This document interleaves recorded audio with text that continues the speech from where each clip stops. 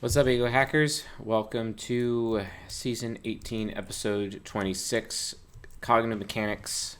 Talking about the mind temple, cognitive origins, authority versus validation. Thank you for attending the live lecture. Also, if you guys haven't already, please make sure you have picked up your access to Ego Hacking by Text, which is an awesome course. There is a video in it, a particular video. It's 30 minutes long. It's a bonus video, and quite frankly, it is probably my best work, or at least a demonstration of my best work. Within this video, I take the time to actually walk people through how to ego hack somebody, as well as how to psychoanalyze them just through text messages. And it shows you just how easy it is, or at least how easy it is to me, because I've done it for so long and I'm so capable. So you can utilize that, especially if you're an extrovert sensor, to kind of learn how I do things and just kind of, apply it to your own life and your own strategies from there to be able to get to a point where, potentially you can increase your skills with EBT. But yeah, EBT is a groundbreaking course. It was fantastic, very successful launch. So special thanks to all of you out there who have actually purchased it and gotten involved with it. But yeah, it's really great, and we're going to slowly be adding to it over time to make it better and better and better. So yeah, that all being said, let's actually get right into the lecture for today. I'm due to fly in to Los Angeles tomorrow, so I'm scrambling to get that figured out while simultaneously being entirely exhausted. Yippee skippy. So yeah, we'll see where that goes. All right, cool. So what is the Mind Temple? The Mind Temple is the temple that focuses on learning and education. And learning and education, it's all about getting educated. I actually had an opportunity to criticize my ISTP cousin just recently. And he was going through a crisis. He still is kind of going through the crisis, but I think he's got it handled now. He called me up, told me about the crisis and how horrible it was. And you know how, ISTPs get when they're all about joy versus melancholy with their virtue and vice. They have this issue where they just end up becoming suicidal when faced with certain things in their life. Great. I loathe when they do this, because it's like, really the only reason you're suicidal at all is because you lack education. That's literally what I told him to his face. I was like, look, the only reason you're feeling this way is because you're not educated. If you were actually properly educated in this situation, you wouldn't feel this way. He's like, oh, well, what do I need to know?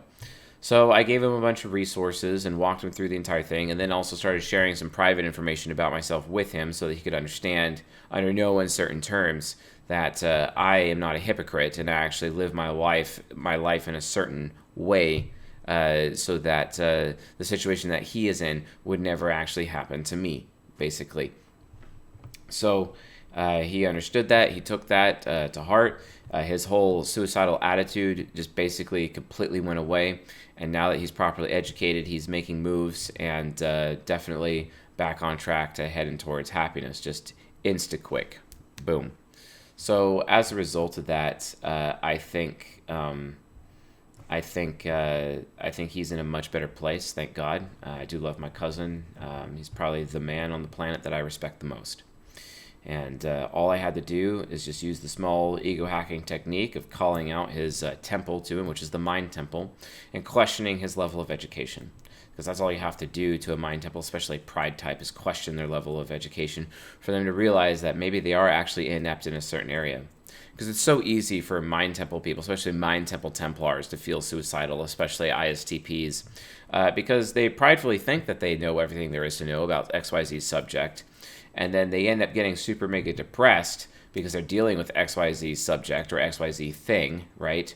And based on that, they get mega depressed, and then all of a sudden their FI demon feels entitled to actually commit suicide, which I find utterly ridiculous. When the reality of the situation is, it's just their pride getting in the way, because if they actually had a shred of humility, they might actually understand that they don't know a goddamn thing. And because they don't know anything, maybe, just maybe, maybe they should get educated first. because that's the thing. It's hilarious, like how they have this weird relationship with suicide, where it's like, hey, I know everything there is to know, and because I know everything there is to know, I can't get out of the situation, so I may as well just off myself. Okay. To which I'm like, actually, there's this thing you don't know. Maybe you should postpone offing yourself until you know these things. Okay, yeah, you're right, Chase. I'll go check that out. Goes and reads the books, goes and participates, goes and understands, goes and learns, goes and gets educated, comes back. Yeah, you're right, Chase. Suicide is dumb. And I'm like, yeah, because like that's literally how it is normally all the time. It's the problem is that their pride gets in the way, and their pride becomes their own prison, and then as a result of that prideful prison, they end up being incapable or wanting to change because they've just given up hope. The only reason they've given up hope is because they don't actually know anything, or they don't know the incomplete everything. Because, like I said, they do that whole ignorance of TI thing going on, where, like, for example, they're making decisions based on preferred information or making decisions based on old information, old and outdated information. And oftentimes I see ISTPs leaning more towards the old and outdated information instead of making decisions based on preferred information. So they're less echo chamber-y-ish, and that's a thing. But yeah, like, just understand, like, there's some differences there that they need to be aware of. But again, that's the whole point of the Mind Temple, and that's just one example of how I utilize the Mind Temple. Its main purpose is ultimately learning and education, and it serves at the feet of introverted thinking and also introverted intuition to a point. So, like, yeah, it's basically like the INFJ of the Soul Temple to a point. The INFJ of the of the human race, basically. So yeah, that's basically what the Mind Temple is all about. So, quote, the Mind Temple focuses on knowledge and skills. The types within the Mind Temple view the world's problems as stemming from a lack of learning built up in others. And that's basically what I was calling my cousin Mike out. I was just be like, look, dude, your lack of learning is what's actually causing the depression.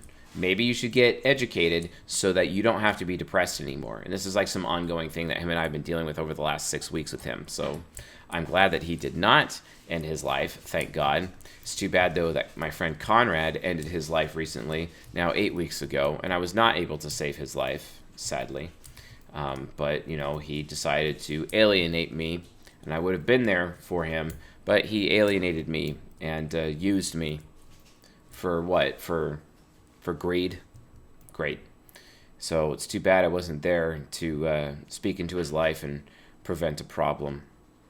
I did love him dearly, but he just wouldn't listen. That TI demon wouldn't listen. So the Mind Temple has this perspective of knowledge is power, and the more you know. They basically reveal the Mind Temple's compass, which is to learn to teach as moral necessity. Learning and teaching is everything to these people, and from their perspective, it's not who you know, it's what you know, right? That's what they're all about. Whereas the ENFP of the Soul Temple would say something entirely different. I guess that's why the Soul Temple and the Mind Temple get along so well, from that point of view. So the origins of authority and validation are the two cognitive origins, and they're ultimately wielded by this temple to implement their vision for an educated and skilled society. It's all about power. It's all about worth. It's all about worthiness, and there's nothing that the Mind Temple gets off more on than feeling worthy and feeling powerful. That's what they are all about. It's all about being worthy and powerful. So, as a result, those cognitive origins are authority and validation. So, what exactly is a cognitive origin? A cognitive origin is basically what an individual is seeking the most out of life.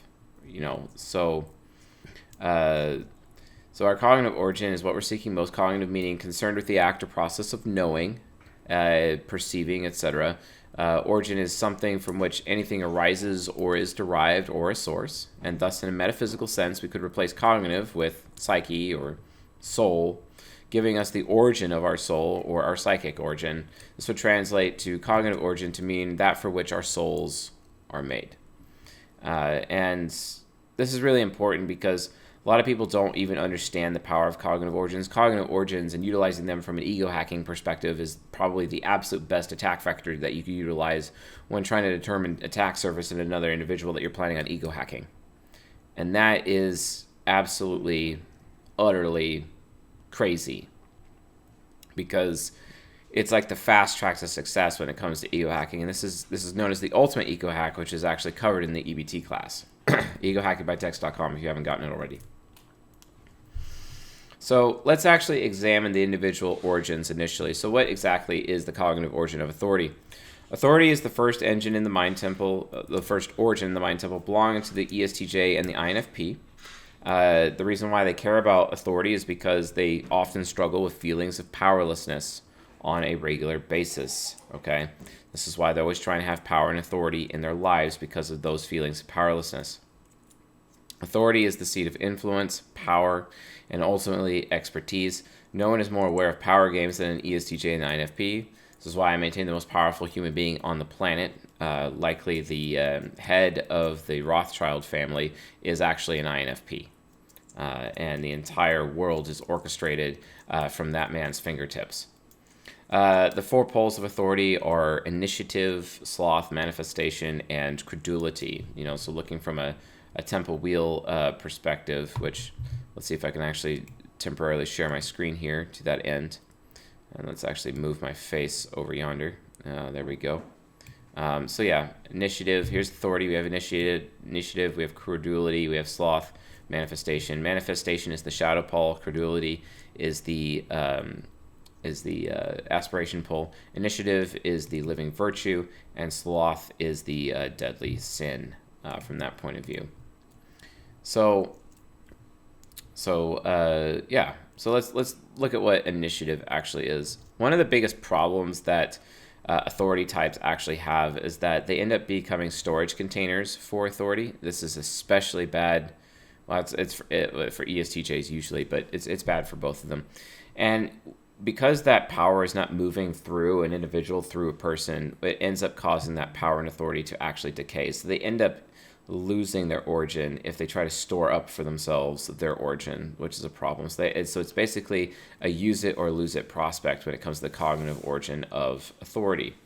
So initiative basically achieves the cognitive origin of authority through embracing the grind to obtain credentials and expertise that lead to influence. While using initiative, these types are restless and externally focused, only able to see the next checkpoint in achievement of their goals. There's often a leadership component when this dyad is in initiative, where they become the greatest conductors of power out of these 16 types. So let me take a moment to actually define what leadership actually means. Leadership is when you are transferring power and authority from yourself to other people, and then you're holding them accountable with that power and authority. That's literally what that means. Okay? So that's a really, really big deal. And then so when they're taking initiative, they're oftentimes that leads into an area of leadership. That's not to say that the other aspects of the temple wheels, like we just saw, couldn't also lead into leadership. But leadership is necessary to be a conductor of power instead of a storage device of power, because the more you store power, the more you lose it. The more you conduct power, the more you gain it, basically. So sloth, which is their deadly sin, achieves power through sitting on one's current authority. As Robert Greene, an INFP, says in the 48 Laws of Power, never seem to be in a hurry. Hurrying betrays a lack of control over yourself and over time. Sloth is necessary to preserve the image of power. However, sloth also risks the inevitable erosion of power. While stagnation is prolonged, power decays when this dyad becomes more static containers of authority without power flowing through them. So again, initiative is all about being a conductor of power and having power flowing through them to other people, which just causes them to gain more power and influence over time anyway, because they're exercising leadership. Leadership is the key to generating power and ultimately keeping it in the long run. Whereas, from a sloth perspective, and taking the initiative to do so, whereas from a slothful perspective, sloth people are just trying to be storage containers of power that ends up decaying over time, and it entirely sucks. And then there is manifestation, which is the shadow pole. Manifestation is the mindset of feeling empowered to bring their goals into existence. They embody the future version of themselves that they want to be and act today in the way they hope to be tomorrow. Through leadership, they gain the ability to manifest other people's dreams, not just their own. This is also known as fake it until you make it. So faking it until they make it. This is literally how INFPs and ESTJs figure it out. Fake it until you make it, or manifestation, is an extremely powerful tool. I actually, in my life, in particular certain situations, I've had to use manifestation actually to manifest good things, great things in my life, even on a point of survival. I had to fake being some kind of thing to get people to think that I was a certain thing so that they would give me opportunities. And I did do that. I did get those opportunities. And as a result of those opportunities, I was even able to feed my family and feed my children and no longer be homeless. So manifestation is an extremely powerful and potent tool. In my opinion, it's the most powerful tool that this dyad has within the Mind Temple. I highly, highly recommend experimenting it with yourself sometimes, even though fake it till you make it can also be very dangerous, especially when you are exposed. And then there's credulity. Credulity is the aspiration pole, which achieves authority by bending to what others regard as true in order to become an influence in those circles. ESTJs and INFPs put on a coat of beliefs and presumptions that they believe will give them greater influence. But credulity is also an openness to try on all of the opinions of others, which, with time, can give the ESTJ and the INFP the power to find ultimate wisdom, such as Robert Greene's approach to his work. Credulity is an apex of open-mindedness. So credulity is also like the negative part of credulity. It's like, you're outsourcing your thinking to other people. But at the same time, because you're outsourcing your thinking to other people, if you just make sure that you're filtering those people down to just wise people, then you're going to basically happen upon and find the ultimate wisdom, and that'll become your I win button as a philosopher type, right? This is essentially what Robert Greene did when he put together the 48 Laws of Power, as well as the 33 Strategies of War, and any of his other books, because he just did research and chose a particular subject and then wrote on it based on his research, because Robert Greene is absolutely a credulous INFP. So that's it for that cognitive origin. Let's look at the cognitive origin of validation as to pertaining to the ISTP and the ENFJ. So validation is the second origin of the Mind Temple, belonging to the ISTP and the ENFJ. Validation is the ISTP and ENFJ's obsession with being right, or being correct, or being accurate, and further to validate and affirm the values and pain of others, and they often are trying to be affirmed themselves. The four poles of validation are humility, pride, accommodation, and obstinance. So we're going to take a look at, probably not. It's not working for me for some reason. But yeah, humility. That is the living virtue. So humility achieves validation by this dyad opening up their minds to more realistic perspectives. It's willingness to be corrected and be shown different perspectives. Humility allows the ENFJ and the ISTP to give themselves permission to accept validation from others. Why is this important? Because ENFJs and ISTPs are known as the teaching dyad. They teach everyone and everything. They're all about teaching. And if they're not willing to humble themselves and become the student, how would they ever actually be a good teacher? They so desperately want to be good teachers, especially since teaching is actually the only way an ENFJ and an ISTP actually learns new things, is through teaching. This is why they often struggle with imposter syndrome. Imposter syndrome is like, well, I'm not an expert in this. I'm not trained in this. I'm not qualified. You always hear about ENFJs and ISTPs talking about how not qualified they are. I think it's the most annoying thing I've ever heard in my life. Because there are people like me out there in the world, and there's many people like me out there in the world where we don't care what your credentials are, what your expertise is. We just need to know that you can solve the problem. We're going to take you at your word, and then thank God that we're not having to learn how to do this thing by ourselves. That's where the ENFJ and the ISTP come in, and it creates a shared learning experience, and that is how they learn, right? But if they don't have the humility to humble themselves to the level of student in their life, then they will never make or ever be really great teachers, and then as a result, their personal happiness will be entirely destroyed. Let's look at their deadly sin of pride, the one thing I loathe about them the most. Pride achieves validation when the ENFJ and ISTP believes they are the only source of validation. Pride creates and reinforces an echo chamber of, I'm right, I'm right, I'm right, and that closes this dyad off from being open to others' thoughts or critiques. Pride feeds their belief that I am my own source of validation. So this is important because, oftentimes, I think it was like Pope Gregory in the year 1400-ish, and that's when he changed, the definition of, vainglory, and actually put it as a deadly sin inside of pride, even though vainglory is not and pride are like two different things.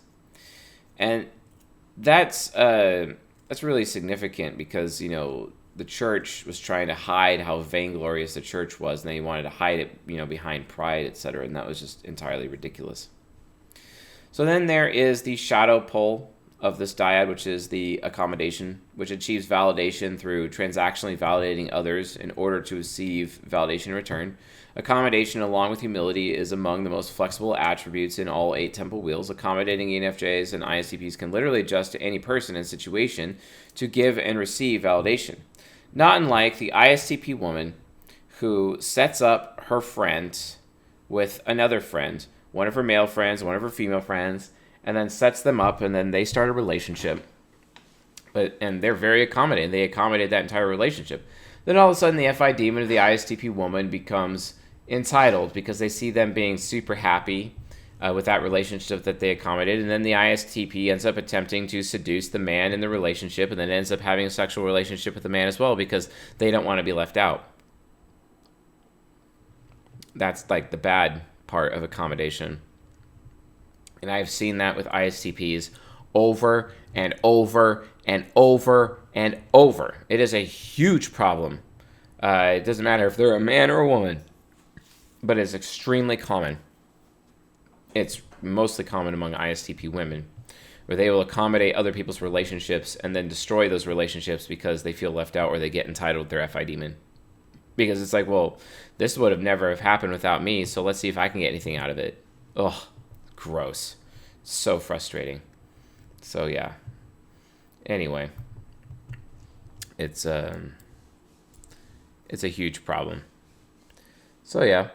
And then there's obstinance, which I loathe entirely. Obstinance, this is basically like they just arbitrarily choose to not listen to you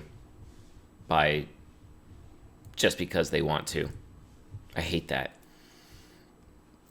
Obstinance achieves validation by expressing extreme resolve over one's viewpoints. It's the kind of certainty that isn't necessarily pride, which relies on preferred input. Because obstinance relied on old input, okay, so this is where we talk about the ignorance of TI again.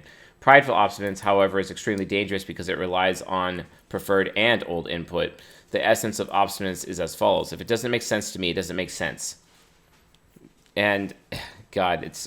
like, we were literally seeing obstinance come out on the Discord server with Blessed in the general verified chat. So for those of you that are CS verified and also in the chat, like, that's really frustrating, because, she's doing that TE Nemesis thing with TI Hero because she has TI Hero. And it's like, well, if it doesn't make sense to me, it's not going to make sense to anybody. And it's like, okay, thank you, Miss Obstinate. Thank you very, very much. Great. Thank you for wasting all of our time. Good job on you. Good on you. Amazing. Thank you. Right? So yeah, that's it's entirely ridiculous. So yeah. So that brings us to internal and external origins. So just as each pole is expressed internally and externally, each origin is expressed internally and externally. So this is where we get into ISTPs and ENFJs. We have different sources, right? So the ISTP is a very big source of validation, and they are basically the arbiters of choosing what is valid and what is not, basically. Whereas the ENFJ, they are consumers of validation, and they're the ones who are seeking out validation the most, right? And then INFPs are producers of authority. They produce power. whereas the ESTJs are the ones who are consuming and instead of producing power and authority on a regular basis. And then not only that, like, while that may be the case, there's shadows, like the shadow sides of their minds, like their unconscious sides of the mind. They're also utilizing the exact same origins, just the other one. So, like, for example, take an ISTP. Their ESTJ shadow is a consumer of power, right? So they consume power, they consume authority, while they're also a source of validation. So it's like this weird trade-off that they have.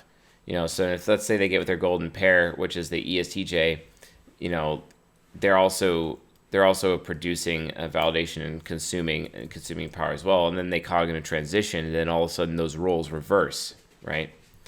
So we're going to be talking a lot about sources and consumers of cognitive origins in the very near future. And it is one of the things that is going to be heavily featured in the upcoming Ego Hacking by Text Masterclass.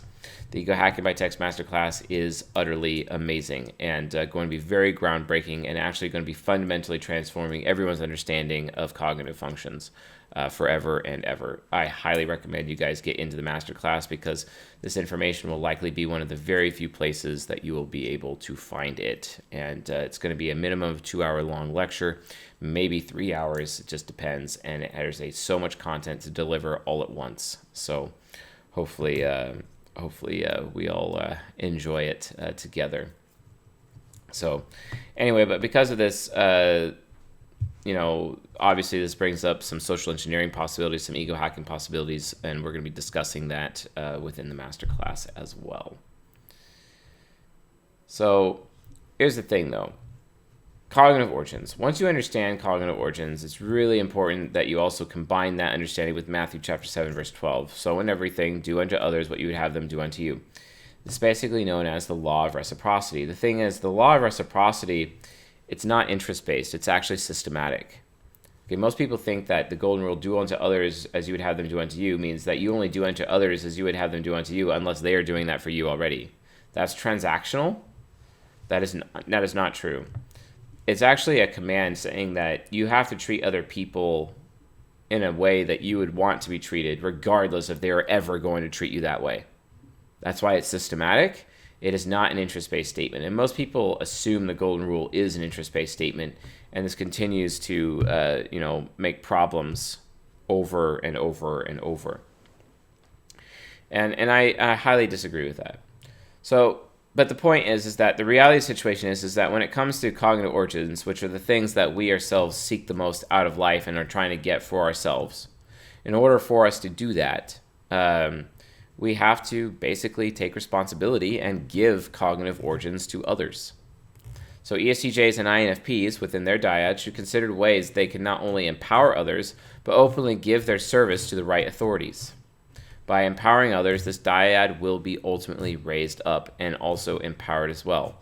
So that's what it is. It's all about leadership, right? They have to empower others in order for themselves to be empowered. This is not unlike INTJs, for example, showing deep respect for other people in order for others to deeply respect them. Okay, it's not hard.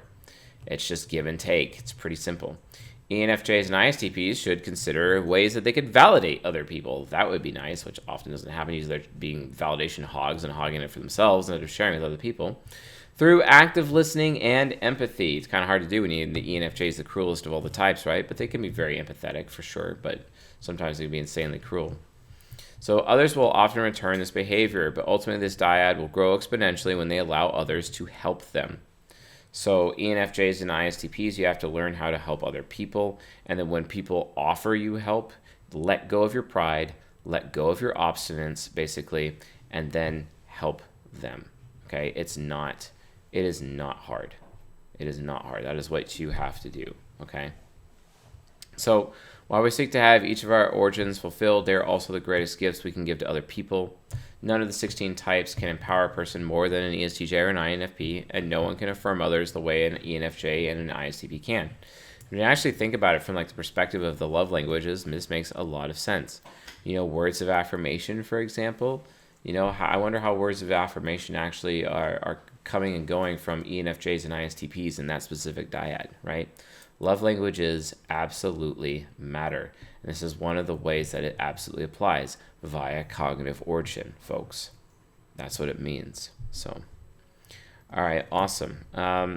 Just a short little lecture for this evening, just to give you guys, an educated look at the mind temple cognitive origins of authority and validation. So, anyway, folks, plus I got to get ready for my trip tomorrow. So, but yeah, anyway, folks, thanks for watching and listening.